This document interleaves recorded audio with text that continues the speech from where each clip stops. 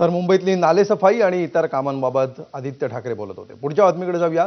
मुंबईमध्ये आलेल्या पहिल्याच पावसानं मुंबई महापालिकेचा भोंगळ कारभार चव्हाट्यावर आणला। रस्त्यावर पाणी साचलं होतं, मुंबईची तुंबई झाली होती। महापालिकेने केलेले दावे पहिल्याच पाण्यामध्ये वाहून गेले। दरम्यान आज पहिल्याच दिवशी या कारभाराचा फटका 2 मुंबईकरांना बसला। दादर हिंदू कॉलनीत साचलेल्या पाण्यामध्ये एक नागरिक धडपडले। पाण्यामध्ये बुडालेल्या खड्ड्याचा अंदाज न आल्यामुळे ते पडले। तर दुसरीकडे महापौर रितू तावडे या मॅनहोलची पाहणी करण्यासाठी माटुंगा दौऱ्यावर होत्या, तेव्हाच त्यांच्या समोरच एक अधिकारी उघड्या मॅनहोलमध्ये पडला। ही 2 दृश्य मुंबईकरांच्या धडपडली।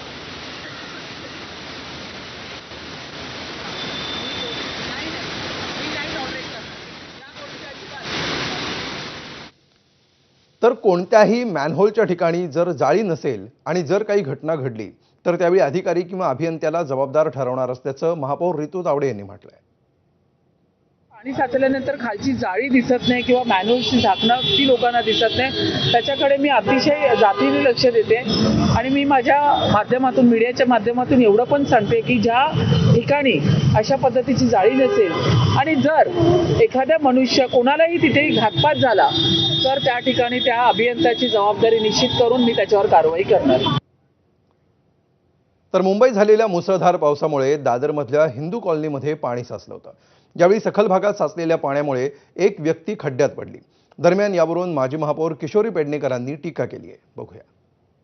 गुलाबी शर्ट घातलेलं किमान 45-50 वयाची ग्रस्त इतक्या जोरात पडले, समजा ते गटार असतं तर खालीच गेले असते, अशी यांची पोलखोल होते। माझं म्हणणं आहे, आम्ही तुमच्यावर काहीतरी निराधार आरोप करायला नाही आलोय, पण तुम्ही जे निराधार आरोप केलात त्याचा आता खंडन करताय, तेव्हा आता तुम्ही सत्य परिस्थिती मांडताय, मग तेव्हा काय फक्त आरोप करण्यासाठी तुम्ही होते? तर या सगळ्या प्रकारावर ठाकरेंच्या शिवसेनेच्या आमदारांनी मुंबई महापालिकेतील सत्ताधाऱ्यांवर हल्लाबोल केलाय, बघूया। कारवाई व्हायला पाहिजे ना, हे गुन्हा झाला ते दाबून टाकतील, यांच्याकडे सर्व यंत्रणा आहेत, पण हे सर्व नंतर होईल। मुंबईकरांचं काय चूक आहे? मॅनहोल उघडे ठेवलेले आहेत की बंद केलेले हेच माहीत नाहीये, पुढे जायचं का पाठी जायचं? म्हणजे मुंबईकरांना परत पाण्यामध्ये पूर्ण रीतीने यांनी टाकण्याचं काम केलेलं आहे। मुंबईकर माफ करणार नाही। पावसाला सुरुवात झाली नाही तरी एवढा पाणी रिमझिम पडतोय, तर एवढा पाण्याचा प्रॉब्लेम होत आहे, जिथे जिथे साचते। जर पूर्ण 26 जुलै सारखा झाला तर पूर्ण मुंबईमध्ये स्विमिंग टँक होईल। मुंबईचा महापौराला काय अधिकार वाटत नाही। मुंबईच्या महापौराच्या आजूबाजूला बसतात भाजपचे मोठमोठे नेते, तेच डिसिजन घेतात, हे फक्त नावाची खुर्ची आहे। मुंबईमध्ये किती नाले सफाई झाली आणि किती यांचे दावे खरे आहेत हे आता दिसून येत आहे। मुंबईमध्ये हा पहिलाच पाऊस आहे, अजून जोरदार पाऊस पडलेला नाही आहे आणि त्यामुळे मुंबईची ही परिस्थिती झालेली आहे। मला वाटतं कोणत्या प्रकारचे छोटे नाले असतील, मोठे नाले असतील, हे पूर्णपणे साफ झालेलं नाही आणि केवळ ठेकेदारांची पाठराखण करण्याचं काम या ठिकाणी केलं गेलं। विरोधकांनी खऱ्या अर्थाने जेव्हा सूचना केल्या असतात त्यावेळी दखल घेऊन खऱ्या अर्थाने ते काम व्हायला पाहिजे होतं, नालेसफाई व्हायला पाहिजे होती, परंतु केवळ फोटो काढणं, पाणी दौरे करणं याच्यामध्ये मशगूल असल्यामुळे हे परिणाम मुंबईकरांना भोगायला लागतात। तर मुंबईमध्ये एकीकडे पालिकेचे अधिकारी खड्ड्यामध्ये पडल्याचं, एक अधिकारी खड्ड्यात पडल्याचं समोर आलं। हे दुर्दैवी आहे आणि संबंधितांवर कारवाईचा इशारा मुंबई महानगरपालिका सभागृह नेते गणेश खणकर यांनी दिलाय। तर दुसरीकडे आज त्यांनी दहिसरमध्ये नालेसफाईच्या कामांची पाहणी केली, त्यावेळी दहिसरमध्ये चांगली नालेसफाई झाल्याचंही त्यांनी म्हटलंय। काहींना एसी मध्ये बसून फक्त टीका करण्याची सवय असते, मात्र आम्ही प्रत्यक्षात जमिनीवर उतरून काम करतो असा टोला खणकरांनी लगावला। त्यांच्याशी बातचीत केली आमचे प्रतिनिधी सत्यम सिंग यांनी। मुंबईत आज मध्यरात्रपासून सुरू असलेल्या पावसामुळे आहेत सखल भागांमध्ये पाणी भरलं। यावरून आता विरोधकांकडून टीका केली जात आहे। सध्या आपल्यासोबत या संदर्भात बोलण्यासाठी सभागृह नेते आहेत, गणेश खणकरजी आहेत, आपण त्यांच्याकडून। गणेशजी, काय सांगाल, पहिल्याच पावसात सखल भाग जे असतील त्या ठिकाणी पाणी भरलं कसं? मुंबई शहरात नेहमी जे सखल भागामध्ये पाणी साठतं तिथे नेहमीप्रमाणे पाणी साठलं, पण या पाण्याचा निचरा देखील तसाच त्वरित झालेला आहे। हिंदमाता असो, अंधेरी सबवे असो, मालाड सबवे असो, या ठिकाणी तुम्ही पाहिलं असेल पाणी साठलं, परंतु पाण्याचा निचरा देखील लगेच झाला। मुंबई शहराची जी भौगोलिक स्थिती आहे त्यानुसार आम्ही कधी म्हणालो नव्हतो की मुंबई शहरात पाणी साठणारच नाही। मुंबई शहरामध्ये पाणी हे नॅचरली साठतंच, पण या शहरामध्ये जे काही फ्लडिंग पॉईंट्स होते त्या ठिकाणी जे काम करायला होतं ते यावर्षी केलं.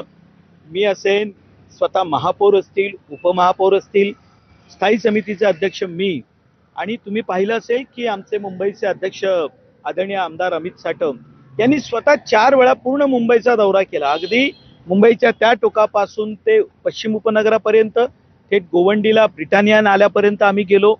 हे सगळं आम्ही पाहिलं आणि हे काम मुंबईचं नालेसफाईचं कसं अधिक चांगलं करता येईल याचा आम्ही प्रामाणिकपणे प्रयत्न केला. माझ्या समोर आता तुम्ही दैसन नदी बघू शकताय. आम्ही स्वतः या ठिकाणी मी 2दा व्हिजिट करून त्या कंत्राटदारामार्फत इथं काम करून घेत असताना 31 मेच्या नंतर देखील इथं काम झालेलं आहे. विषय गंभीर आहे. महापौर पाणी करत असताना मॅनहोल ओपन होते. मी सकाळी बातम्यांमध्ये बघितलं, पाण्याचा निचरा होण्यासाठी आपण जी दरवर्षी मॅनहोल ओपन करतो त्या पद्धतीनं कदाचित ते केली असतील. पण आम्ही यावेळेला सुरुवातीलाच सांगितलं होतं, या मुंबई शहरामध्ये पुन्हा एकदा डॉक्टर अमरापूरकरांची जी घटना घडली तशी घटना चुकूनही होता कामा नये अशा आम्ही सूचना दिलेल्या होत्या. ज्या कोणाकडनं हे मॅनहोल उघडं ठेवण्याची चूक झाली असेल, त्याला जाळ्या किंवा त्याला बॅरिकेड्स लावले नसतील, निश्चितच चौकशी होईल, त्याच्यावरती कारवाई होईल. तर हिंगोली जिल्ह्यामध्ये सलग दुसऱ्या दिवशी जोरदार पावसानं हजेरी लावली. शहरामध्ये जोरदार पावसाची बॅटिंग बघायला मिळतेय. आज पावसानं हजेरी लावल्यामुळे शेतकरी वर्गात काहीसं आनंदाचं वातावरण आहे.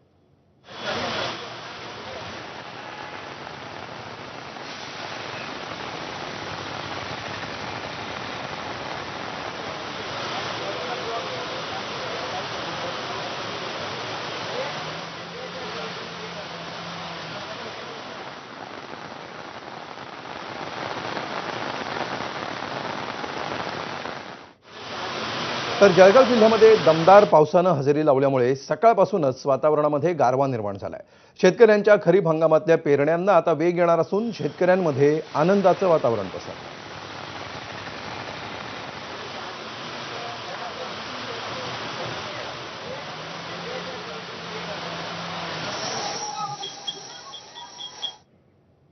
आणि यानंतर विधानभवन परिसरामध्ये नितेश राणे यांची आदित्य ठाकरे